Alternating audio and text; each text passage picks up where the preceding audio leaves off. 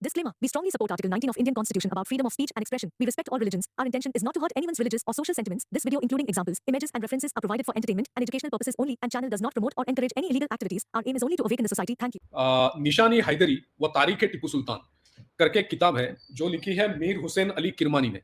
ये मीर हुसैन अली किरमानी हैदर अली और टिपू के सर्विस में था। उसने खुद ने देखा है हैदर अली और टिपू सुल्तान को।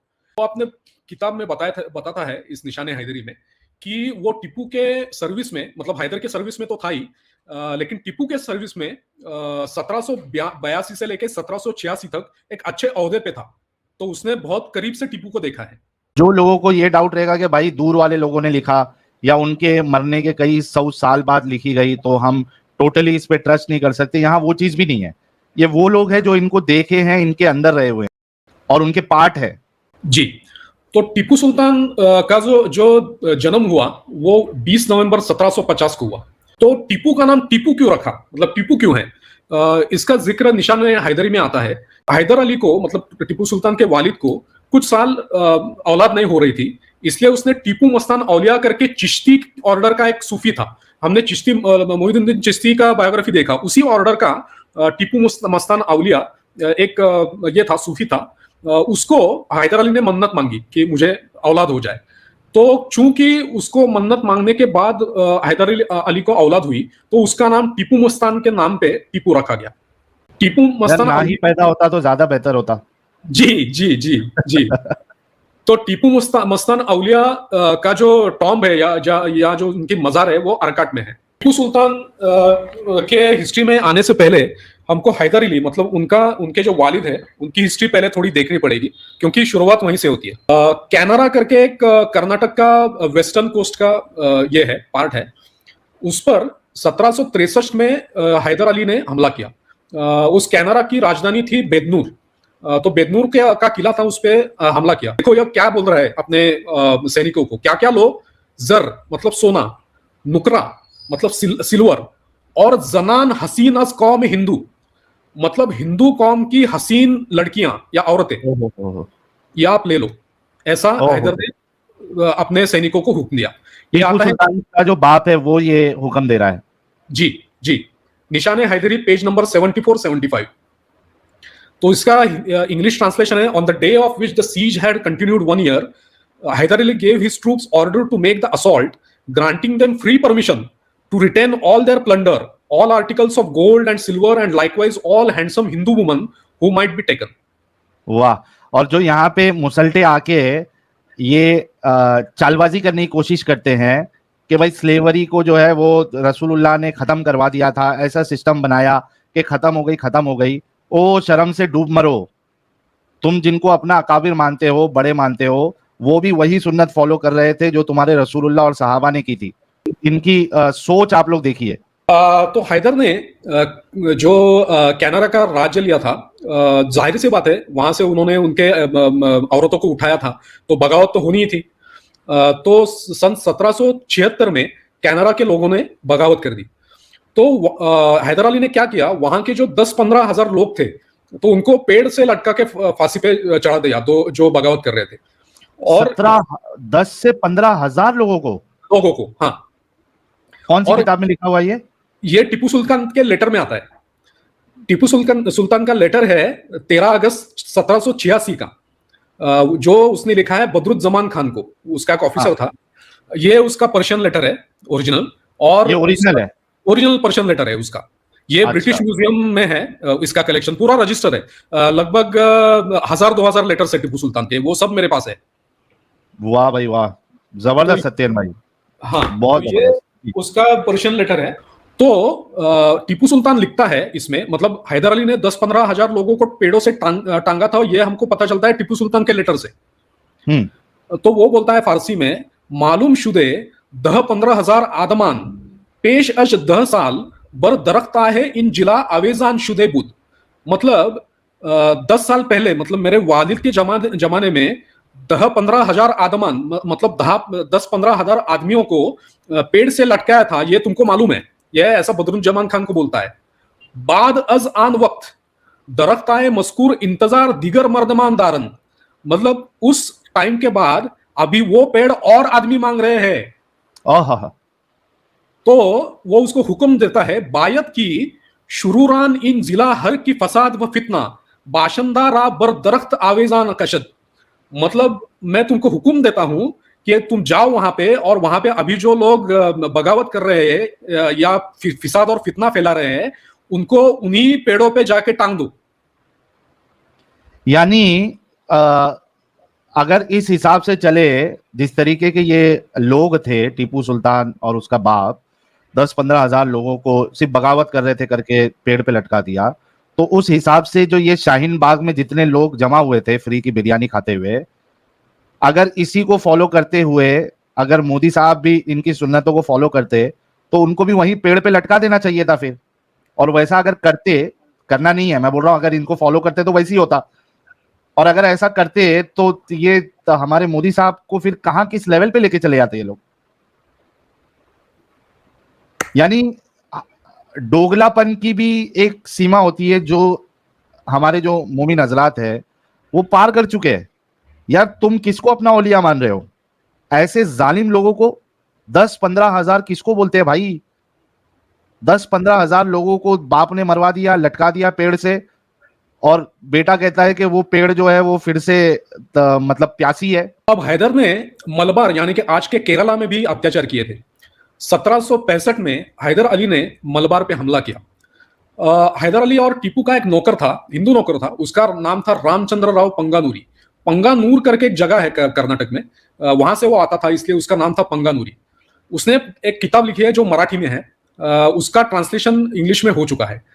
तो उसमें वो कहता है, दोज नायर्स, वहां के जो नायर थे केरला के, उसे मलबार बोलते थे पुराने जमाने में, आज केरला बोलते हैं।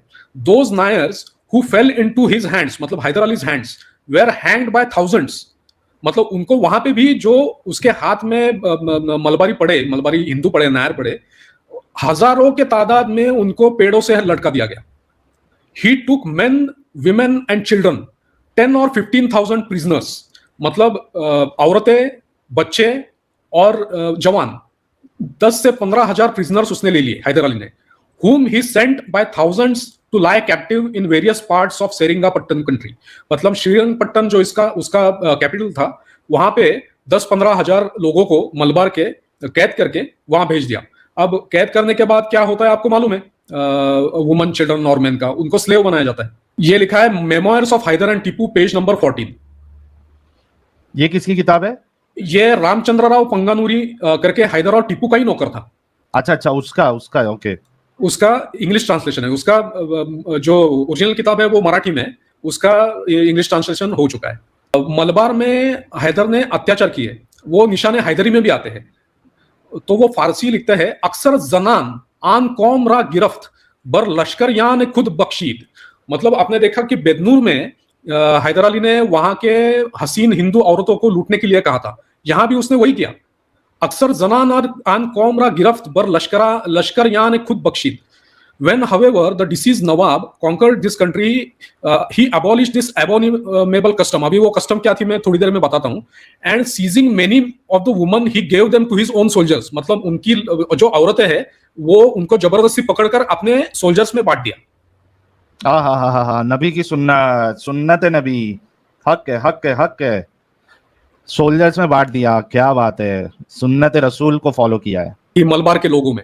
तो उसका जिक्र ऊपर आया है। वो बोलता है कि if there happen to be 4 brothers in one house, मतलब एक घर में अगर 4 भाई होते थे, वन ऑफ देम मैरिड, मतलब उनमें से एक भाई शादी करता, and the others cohabited with the woman, मतलब दूसरे जो 3 भाई थे वो उसके पत्नी के साथ रहते थे। So married by turns on one every night, मतलब हर एक रात एक एक भाई उसके पत्नी के साथ जाता था। ये ऐसा किरमानी बता रहा है। अब मेरा सवाल यह है, ये जो उनकी कस्टम थी, अच्छी थी बुरी थी, वो उनकी कस्टम थी, सदी से चलती आ रही थी, वो उनका प्रॉब्लम था। तो ये हैदर साहब आगे जैसे कि एक सोशल रिफॉर्मर है समझ रहे थे, और उन्होंने क्या कहा कि नहीं, वो तुम्हारी जो कस्टम है वो बिल्कुल खराब है, हमारे लौंडीबाजी की जो कस्टम है वो बहुत अच्छी है, वो तुम अपना दो। मतलब उनकी जो कस्टम थी वो उनको मुबारक, लेकिन आपने वहां जाके क्या किया है? आपने भी वो वहां जाके लौंडीबाजी की है ना। बिल्कुल। तो ये ऐसे सुन्नत को फॉलो करने वाले लोग हैं। और भी अत्याचार है हैदर अली के। हैदर अली के एक तोपखाने का एक यूरोपियन प्रमुख था, उसका नाम था, फ्रेंच था वो, द ला टूर। उसकी यूरोपियन टुकड़ी थी और उसका तोपखाना भी था हैदर अली का, वो ये फ्रेंच शख्स संभालता था। उसका नाम था द ला टूर। उसने एक किताब लिखी है, the history of Haider Ali Khan. वो हैदर को आइदर बोलता है, the history of Haider Ali Khan. तो उस किताब में उसने जो मलबार पे अत्याचार किए हैदर ने, उसका जिक्र करता है। वो बोलता है, before leaving Malabar Haidar issued an edict, मतलब उसने एक फरमान जारी किया, depriving the Nairs of all their ancient rights, मतलब नायरों के जो पुराने अधिकार थे, जो भी पूजा करने के या जो भी रहे होंगे, उनको उसने ये किया, बंद करवा दिया। And privileges but granting them back to those who should embrace Islam, मतलब आप अगर इस्लाम कबूल करोगे तो आपके जो राइट्स है पूजा वगैरह के होंगे वो वापस मिलेंगे, लेकिन आपका शर्त यह है कि आपने इस्लाम को कबूल करना है। यानी एक प्रेशर ऐसा बनाओ जैसे कि ये जो जिजिया का मामला है, और हुज्जतुल मुर्तदीन साहब, एडम साहब ने एक्सप्लेन किया था कि किस तरीके से आप इतना मजबूर कर देते हो सामने वाले को कि वो नहीं चाहते हुए भी उसके पास दूसरा ऑप्शन नहीं होता इस्लाम कबूल करने के अलावा। इसी तरीके से इन लुटेरों ने, इन अत्याचारियों ने भी यही हथकंडा अपनाया कि या तो आपके सारे राइट्स छीन लेंगे हम, और छीने, अगर आपके राइट्स आपको चाहिए तो आप मुसलमान बन जाओ, मोमिन बन जाओ, तो आपके राइट्स आपको मिलेंगे। तो दर हकीकत जो आज के जो यहाँ के जितने मुसलमान हैं, अगर वो अपने दादा परदादा जो है उनको अगर देखो तो वो इसी अत्याचार की वजह से उन्होंने इस्लाम कबूल किया हुआ है, उनको मजबूर किया गया। जी सत्यन भाई। जी, अभी आपको एक बहुत ही मजेदार चीज दिखाता हूं। हमारे एडम भाई ने 22 जुलाई को एक स्ट्रीम की थी, उसमें उन्होंने एक किताब दिखाई थी, इस्लामिक होमोसेक्सुअलिटीज, स्टीफन मरे एंड विल रॉस्को की, आपको याद होगा। उस किताब के चैप्टर नंबर 17 में, पेज नंबर 256 में, male actresses in Islamic parts of Indonesia and the southern Philippines करके एक चैप्टर है। उसमें लिखा है कि across Indonesia travelling troupes of entertainers provide an occupational niche for men attracted to men and for men who acts women's roles, मतलब लड़की के रोल जो अदा करते हैं मेन, उस तरह के मतलब लड़के होते हैं इंडोनेशिया में। Among the Makasaris of southern Sulawesi, at least through the 1940s, there were Masri dancers aged 9 to 12 who dressed somewhat like women. मतलब 9-10 साल के लड़के थे, 9-12 साल के लड़के थे, वो लड़कियों जैसा ये करते थे, लिबास पहनते थे और डांस करते थे। They covered part of their face with a long white shawl like a veil. चेहरे को झांक लेते थे एक शॉल या बुरके जैसे कपड़े से। The main purpose of the dance they performed before audiences, consisting mostly of married men, according to Chabot, was sexual incitement. Incitement emanating from the combination of words वगैरह of the young boys half dressed as women. मतलब उसका मकसद क्या होता था कि आपके sexual insight करना, ये लड़कों को नचा के लड़कियों के कपड़ों में। अब इसका हवाला मैं आपको हैदर और टीपू के इतिहास से देता हूँ। हाँ, वो लोग भी करते थे ऐसा। हाँ, हैदर अली के नवाबी शौक। हैदर अली ने जेम्स बिस्ट्रो करके एक अंग्रेज सैनिक था, वो उसका हाथ लगा 5 फरवरी 1781 को। हैदर अली के सेना ने उसको पकड़ा, उसको जबरन उसका खतना किया और उसको मुसलमान बना दिया गया। और जब हैदर अली ऐसे लड़कों को पकड़ता था और उनका खतना करके उनको मुसलमान बनाता था, तो उनको बोलते थे चेला। तो वो चेलों के अलग टुकड़ी होती थी और उनको लड़ने के लिए भेजते थे। तो ऐसे चेलों की टुकड़ियां होती थी हैदर और टीपू के पास। तो ये जो जेम्स बिस्ट्रो है, ये 28 नवंबर 1790 को हैदर अली के कैद से भाग गया और लंदन में जाके उसने किताब लिखी। इसकी पेज नंबर 22-23 पे वो आप बीती बता रहा है उसके खुद के ऊपर क्या गुजरी वो। तो वो बोलता है, मैं इसको जूम करता हूं। Some time after the arrival of these gentleman, 7 of those that had already been circumcised, मतलब उनका खतना किया था, amongst which number I was included, मतलब मैं भी था उसमें, were carried again into the fort to discipline some hundreds of Carnatic boys lately torn away from their native soil. मतलब मेरा खतना किया गया और मुझे कुछ कर्नाटक से पकड़े हुए लड़के थे, उनको सिखाने के लिए भेजा गया। अब और एक सिलेक्शन होता था, वो बता रहा है, the youngest and हैंडसमेस्ट of this unfortunate man, मतलब उनसे जो वो जो पकड़े हुए लड़के थे, उनमें से जो दिखने में अच्छे लड़के होते थे, underwent a second selection at Seringapatam, मतलब श्रीरंगपट्टनम जो उनका कैपिटल था हैदर अली का, वहां भेज के उनका एक सिलेक्शन होता था उनमें से जो हसीन लड़के थे उनका। And they were lodged in the palace as part of the tyrant's household. उनको हैदर अली के घर में रखा जाता था। Where they received tolerable good treatment, were instructed in the language of the east and taught different arts and exercises according to the stations they were intended to fill about his person। मतलब उनको अच्छा खाना दिया जाता था, अलग अलग art सिखाया जाता था, और हैदर अली का दिल बहलाने के लिए उनको रखा जाता था। And whenever their tutor went abroad they attended him। मतलब उनका सिखाने वाला जो शिक्षक था वो जब चला जाता था बाहर गांव, तो उस वक्त वो हैदर अली का मन बहलाते थे। अब क्या मन बहलाते थे वो हम देखेंगे आगे। Some of these after the peace were intended for dancing. मतलब इनमें से जो कोई लड़के थे उनको नचाया जाता था हैदर अली के लिए। नवाबी शौक थे हैदर अली के। हाँ, and sent among the nach people to be instructed in the manners belonging to that art. मतलब उनको नाच सिखाने के लिए नाच के लोगों के पास उनको भेजा जाता था। अब टीपू ने भी अपने बाप का शौक पाला था, लौंडे नचवाने का। हाँ इसके बारे में बताते हैं जी। ये किताब है state and diplomacy under Tipu Sultan. ये फेमस एक हिस्टोरियन है इरफान हबीब, अलीगढ़ यूनिवर्सिटी के। उन्होंने उसको इस किताब को एडिट किया है। 1785 में टीपू ने अपने कुछ राजदूत इस्तांबुल भेजे थे टर्की में, और वहां से टीपू ने खस्सी किए हुए कुछ बच्चे लाने का हुक्म दिया था उन आदमियों को। हाँ। इसका जिक्र आता है, टीपू का एक लेटर है जो state and diplomacy under Tipu Sultan इस किताब में है। टीपू बोलता है 12 यूनक्स ऑफ 9 और 10 years, मतलब 9 या 10 साल के खस्सी किए हुए बच्चे ऑफ द एबिसिनियन रेस और एनी अदर, मतलब हबशी मतलब निग्रो या किसी और रेस के, तुम खरीदो एंड ब्रॉट बैक, और उनको लेके आओ। In case they are available in Jeddah, मतलब सऊदी अरेबिया का जो जेद्दा है वहां से खरीदो उनको, या और जगहों से खरीदो। On the way, they should be bought and sent to Mohammad Hanif for him to send them to this court। मतलब मोहम्मद हनीफ के पास उनको भेजो, और वो मोहम्मद हनीफ मेरे पास भेजेगा उनको। Whatever expenditure is incurred in the purchase of the said eunuchs, मतलब उनको खरीदने में जो भी पैसा लगेगा should be paid out of government money, मतलब सरकार के तिजोरी से उसको दो पैसे। हाँ, इंसानों की खरीद फरोख्त की जा रही है। वारे मेरे इंसानियत के पैरोकार, इंसानों की खरीदो फरोख्त की जा रही है। वो भी कितने 9-10 साल 8-9 साल के बच्चे जिनको खस्सी किया गया, ऐसे जैसे वो इनको करते ना खस्सी, बकरों को, जानवर की तरह जो है खस्सी किया जा रहा था अपने एंटरटेनमेंट के लिए। जी।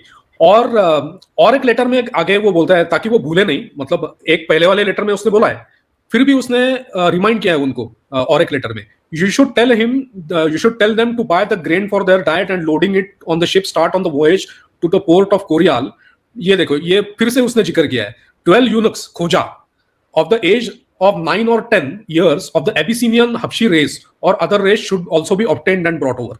अभी और एक किताब में इसका जिक्र आता है जो टीपू के नवाबी शौक थे इसका। यह है कर्नल विल्क्स करके था, उसने किताब लिखी है historical sketches of the south of India volume 2। ये मैसूर के कोर्ट में रेसिडेंट था, मतलब टीपू के कोर्ट में अंग्रेजों का एजेंट था विल्क्स, उसने ये बात लिखी है। वो बोलता है 1784 में टीपू ने कुछ अंग्रेज लड़कों को कैद किया था। उनमें से 20 लड़कों को लड़कियों के कपड़े पहना के नाच गाना करवाया जाता था। जब तीसरा एंग्लो मैसूर युद्ध में जब टीपू हार की कगार पे था और अंग्रेज जब पास में आ गए थे टीपू सुल्तान के, तो टीपू ने इन लड़कों को मार डाला। उफ, ये कौन सी किताब में? यह है historical sketches of the south of India volume 2, page number 448 और 449। Of the English boys educated as singers and dancers 20 still remained. A secret order was dispatched for the murder of this unhappy youths. और इसका footnote है, their instructions, performance and dress was precisely that of a Hindustani dancing girl. मतलब जो हैदर अली ने नवाबी शौक पाले थे, वो उसके लड़के टीपू सुल्तान फिरंगी चाहिए थे, लड़के चाहिए थे, लेकिन फिरंगी फिरंगी लड़के चाहिए थे टीपू को। लेकिन ठीक है, वहां तक तो तुमने अत्याचार किया, लेकिन उनको मार भी डाला। हाँ, मतलब उसने उनको मार क्यों डाला ये समझ में नहीं आता। शायद उसको ऐसा लगा होगा कि ये लड़के अंग्रेजों को सारा अपना ये बता देंगे जो करामात हमने की है, वो दुनिया के सामने आ जाएगा। लेकिन पता नहीं उसने मार क्यों डाला, ये भी एक सवाल है। मैं तो सवाल करूंगा उन टीपू सुल्तान के पंखों से, और जो टीपू सुल्तान को बहुत अच्छा मानते हैं, इसमें से तो एक हमारे हैदराबाद के 2 भाई भी है। भाई, ये हकीकत है आपके टीपू सुल्तान साहब की, आप क्या कहना चाहेंगे इस पे? और जो भी बातें बताई जा रही है दलीलों के साथ बताई जा रही है, कैसे इसका इनकार करेंगे आप? मिटा दोगे हिस्ट्री को? ये तो मौजूद है, ओरिजिनल लेटर्स के साथ मौजूद है। अब टीपू सुल्तान के सल्तनत का ऑब्जेक्टिव क्या था, वो मीर हुसैन किरमानी बताता है निशाने हैदरी में, फारसी पेज 371। वो कहता है, as the sultan that is Tipu had a great aversion to Brahmins, Hindus and other tribes, मतलब उसको बहुत नफरत थी ब्राह्मण्स, हिंदू और अदर रिलीजन से। He did not consider any but the people of Islam his friends, मतलब अहले इस्लाम को छोड़ के किसी को अपना दोस्त नहीं मानता था वो। And therefore on all accounts his chief object was to promote and provide for them, मतलब अहले इस्लाम के बंदों को या अहले इस्लाम के लोगों को सब सारी सुख सुविधाएं देना, यही उसका चीफ ऑब्जेक्ट था। यह बता रहा है टीपू सुल्तान का नौकर मीर हुसैन किरमानी, जिसने उसे नजदीक से देखा है। और आजकल के लोग बोलते हैं वो सेक्युलर था, घंटा सेक्युलर। अब आते हैं टीपू ने जो धर्मांतरण किया, पहले ईसाइयों के धर्मांतरण पे आते हैं, बाद में हिंदुओं के धर्मांतरण पे आते हैं। ये जो आंकड़े हैं ये खुद टीपू सुल्तान के आत्मचरित्र, उसके ऑटोबायोग्राफी और उसके लेटर्स है, मतलब ये सब ऑफिशियल आंकड़े हैं। टीपू सुल्तान ने अपनी खुद की ऑटोबायोग्राफी लिखी थी जिसका नाम है तारीख खुदादाद। इसका कुछ part select letters of Tipu Sultan to various public functionaries करके विलियम कर्कपैट्रिक का जो एक किताब है उसके वहां पे इसका ट्रांसलेशन दिया हुआ है टीपू के ऑटोबायोग्राफी। तो उसमें वो लिखता है, टीपू खुद अपने शब्दों में लिखता है, these main and officers being all arrived at their respective post, मतलब उसने अपने ऑफिसर्स को अपने पोस्ट पे जाने के लिए कहा। The following orders were transmitted to them, मतलब उनको हुक्म दिए गए। क्या हुक्म दिए गए? On such a day of the week and month, इस मतलब जो सुबह का नमाज का वक्त होता है उस वक्त पे, let all the Christians whatever their number में भी, मतलब जितने भी क्रिश्चियन हैं जितने भी होने दो, together with their women and children be made prisoners, मतलब उनको कैदी बना दो, and dispatch to our presence, मतलब मेरे पास भेज दो। एंड सवाल मैं कर सकता हूं आपसे सत्यन भाई, ताकि मेरे इल्म में भी इजाफा हो और जो लोग सुन रहे हैं देख रहे हैं, और खास करके जो मोमिन हजरात मोमिनाएं सुन रही होंगी तो उनके इल्म में भी इजाफा हो जाए। तो ये जो क्रिश्चियनों की बात कर रहे हैं कि हफ्ते के इस दिन, महीने के इस दिन और फजर के वक्त लेके आओ, तो ये जो क्रिश्चियन थे वो क्या इनसे लड़ाई करने के लिए आ रहे थे, या आम क्रिश्चियन थे जो एक जेनरिक हुक्म दिया गया कि सबको पकड़ के लेके आओ? ये लड़ने के लिए आ रहे थे? नहीं, कोई लड़ने के लिए नहीं आ रहा था, कोई लड़ने के लिए नहीं आ रहा था, ये जनरल हुक्म है। कोई लड़ने नहीं आ रहा था, ऐसी। तो वो बोलते हैं, कौन कहता है भाई सेक्युलर है ये? टीपू सुल्तान सेक्युलर कौन कहा भाई? ये सेक्युलरिज्म है। और ये उठा के लेके आओ। हाँ, और ये उसके खुद के ऑटोबायोग्राफी में लिखा हुआ है।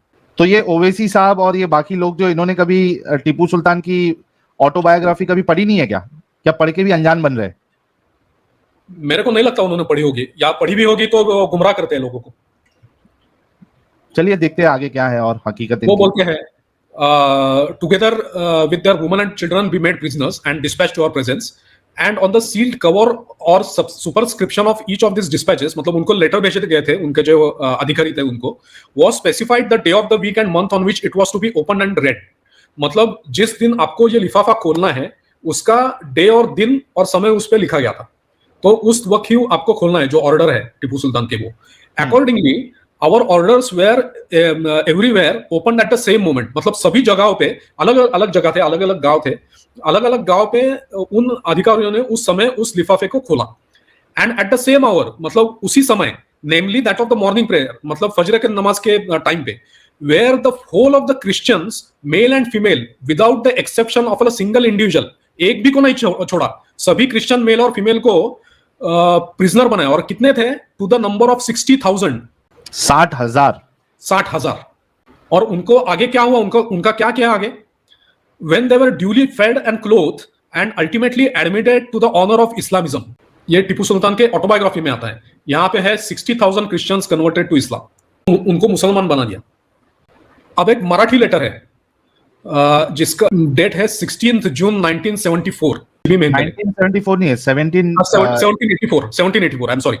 उस मराठी खत में लिखा है 50,000 क्रिश्चियन को कन्वर्ट किया इस्लाम में. ठीक है. वो उस लेटर में क्या लिखा है वो मैं आपको जूम करके बताता हूं. ये लेटर लिखा था नूर मोहम्मद खान. नूर मोहम्मद खान था टीपू सुल्तान का एजेंट जो पेशवाओं के दरबार में था पूना में. पेशवाओं ने शायद उसका मतलब लेटर को इंटरसेप्ट किया होगा मराठाओं के इंटेलिजेंस ने.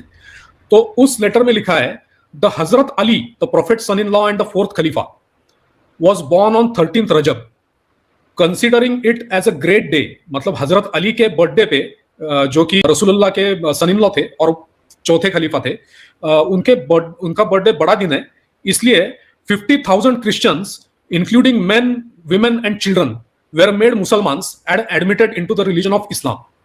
मतलब पीछे वाला जो ऑटोबायोग्राफी है उसमें 60,000 लिखा है. ये अलग अलग सोर्सेस है, मैं उसका रीजन भी बताऊंगा क्यों अलग अलग फिगर्स आ रहे हैं. तो ये एक सोर्स है जिसमें फिगर है 50,000 क्रिश्चियंस कन्वर्टेड टू इस्लाम. आगे का एक सोर्स देखते हैं. यह है जेम्स करी करके एक अंग्रेज बंदा था जिसका भी खतना हो चुका था और वो टीपू के कैद में था. उसने एक किताब लिखी है, उसका नाम है the captivity, sufferings and escape of James Curry who was detained prisoners during 10 years in the dominions of Haider Ali and Tipu Sahib. मतलब ये दूसरा बंदा है. एक पहला जो बताया था वो भी उनके कैद से भागा हुआ था जिसने फिर जाके किताब लिखा, और ये भी एक है जो भागकर फिर किताब लिखा उसने. ओके जी जी. अब यहाँ पे आप सोचो ये पढ़े लिखे बंदे थे इसलिए वो किताब लिख पाए. ऐसे कितने हजार बंदे होंगे जिनकी ऐसी कहानियां होंगी लेकिन वो बयान नहीं कर पाए. ये तो पढ़े लिखे थे इसलिए वो दुनिया के सामने अभी आ गया. तो वो लिखता है अपनी किताब में Malabar Christians of which I shall even ever consider myself the innocent cause in reading. Malabar Christians of which I shall ever consider myself the innocent cause in reading what was written by General Matthews as stated in the preceding note.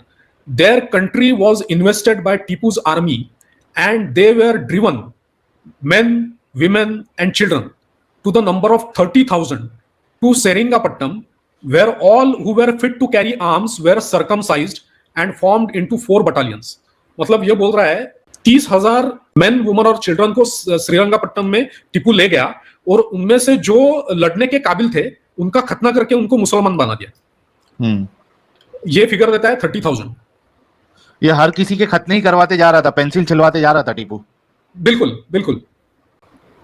अब वो आगे लिखता है ये James करी, देखो कितना दर्दनाक है. जो जिनका खतना किया गया उनकी लड़कियों को टीपू सुल्तान अपने हरम में भेजना चाहता था. Their daughters were many of them beautiful girls and Tipu was determined to have them for his seraglio. मतलब उनके जो लड़कियां थी उनकी लड़कियों को वो टीपू अपने हरम में भेजना चाहता था. बट दिस दे रिफ्यूज, मतलब उन्होंने उसको मना कर दिया कि हमारे लड़कियों को नहीं डालना है हरम में. And Mysore was invested by his orders. और चूंकि उन लोगों ने मना किया, उनको क्या किया आगे वो बता रहा है. द 4 battalions वेर डिसआर्म्ड, मतलब जो हथियार वगैरह दिए थे लड़ने के लिए उनसे हथियार वापस ले लिए गए. And brought prisoners to Seringapatam, मतलब उनको कैद करके फिर से श्रीरंगापट्टनम में लाया गया. दिस बीइंग डन, ये करने के बाद the officers tied their hands behind, मतलब उनके हाथ पीछे बांधे गए. द चंबार्स और सैंडल मेकर्स, मतलब जो चमार होते हैं वो चमारों को बुलाया, were then sent for, and their noses, ears and upper lips were cut of.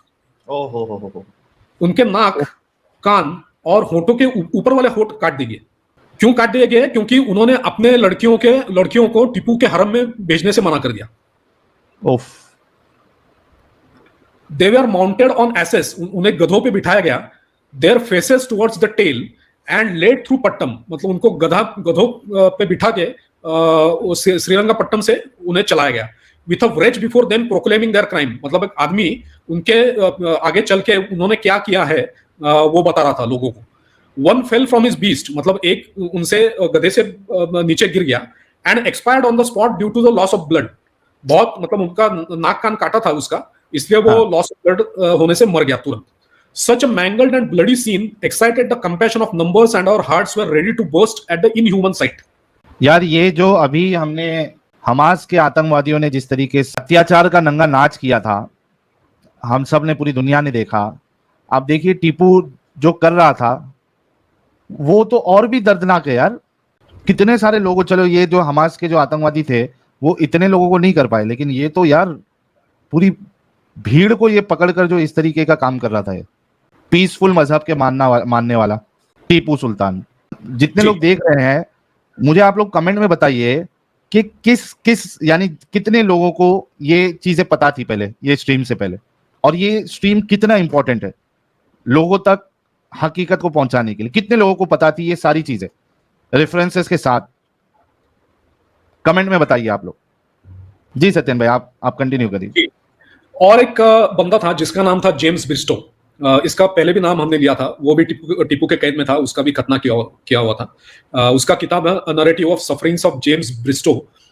उसके पेज नंबर 85 से लेके 86 तक इसकी कहानी आती है। वो बोलता है, when we returned to Seringapatam, we were transferred from the Chelas to the Malabar Roman Catholic Christians, consisting originally of about 40,000 unfortunate wretches, men, women and children, forced away from the Bednor and Mangalore countries. मतलब मंगलोर से उनको लाया गया था in 1784 and compelled to embrace Mohammedanism, और उनको सारा को मुसलमान बना दिया था। इसका फिगर है 40,000। एक 60,000 आया, एक 50,000 आया। मतलब 60,000 खुद उसकी बायोग्राफी के हिसाब से टीपू सुल्तान की, फिर 50,000 वो मराठा जो थे उनका उस रेफरेंस से मालूम पड़ा। फिर वो जो बंदा छूट के भागा था, उसने 30,000 का आंकड़ा दिया था, और अभी ये 40,000 वाला है। जी, अभी पंगानुरी जो था, जो मैंने बताया उनका नौकर था टीपू सुल्तान का, उसने किताब लिखी है, उसका अंग्रेजी ट्रांसलेशन हो चुका है, वो भी इसका फिगर देता है। 30 और 40,000 native Christians of Mangalore, men, women and children were sent by Tipu prisoners to Seringapatam where they were kept as converts. तो ये पंगानुरी बताता है 30 to 40,000 Christians converted to Islam. अभी रिसेंटली एक 1904 में गोवा की एक फैमिली है मिस्टर सिल्वा करके, तो उन्होंने अपनी सिस्टर को एक लेटर लिखा था 22 नवंबर 1904 में, और वो अपनी दादाजी की कहानी बता रहे हैं जो टीपू सुल्तान के टाइम पे थे। तो वो बोलते हैं, my dear sister, though you are so old, I have not yet told you what our beloved grandfather did and what he suffered. मतलब मैंने अभी तक तुमको हमारे दादाजी के बारे में बताया नहीं है, और उन पे क्या बीती ये बताया नहीं है। I am now narrating to you what he told me in almost the same words. मतलब जिन्होंने जिन शब्दों में मुझे बताया उसी शब्दों में मैं आपको बता रहा हूं। They were 7 brothers and 1 sister। वो 7 भाई थे और एक बहन थी। The sister died at an early age. बहन मर गई अर्ली एज में। She was buried by putting on the clothes which are seen on the picture of angels। मतलब उनके एंजल्स के ऊपर जो कपड़े रहते थे उसी को पहना के उसको दफन करा दिया। All the brothers were much grieved at the sad loss। मतलब उनको बहुत दुख हुआ।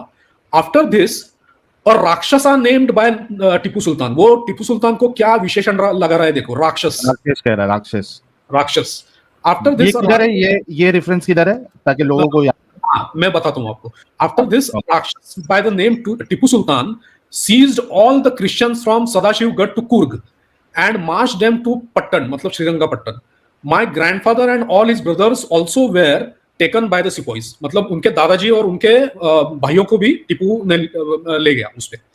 ये रेफरेंस है account of a surviving captive or mister Silva of Gangolim, letter of mister LR Silva to his sister, copy of which was given by an advocate miss MM Shanbhag to the author Severin Silva and reproduced as appendix number 74 in the book History of Christianity in Canada।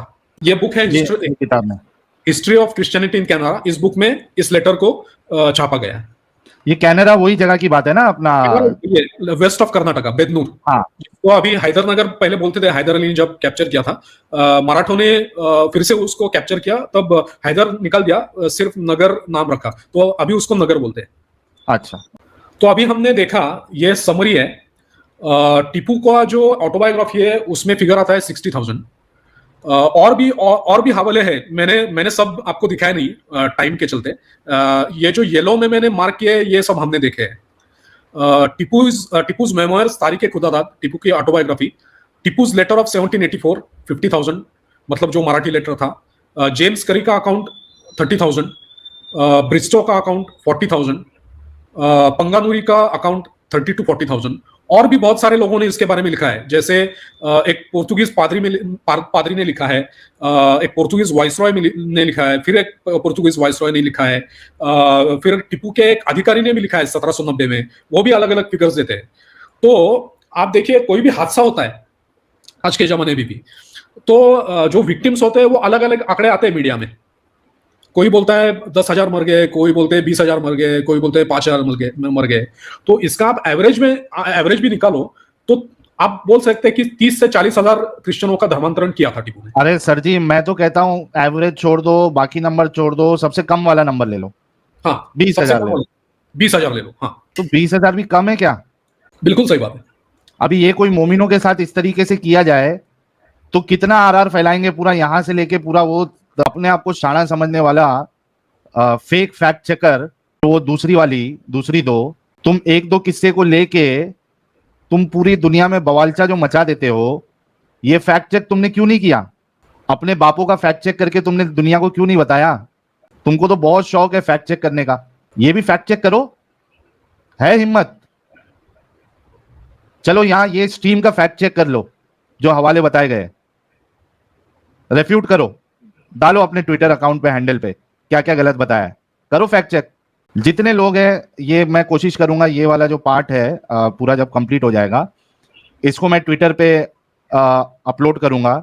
हर कोई उस ये 4-5 जो मुर्गे मुर्गियां हैं, इनको tag करके इनको बोलोगे फैक्ट चेक करो इस पे। अच्छा, हमारे हुज्जतुल मुर्तदीन साहब कह रहे हैं कि वो ये 4 मुर्गे मुर्गी को छोड़ो, जर्मन शेपर्ड से करवाया जाए।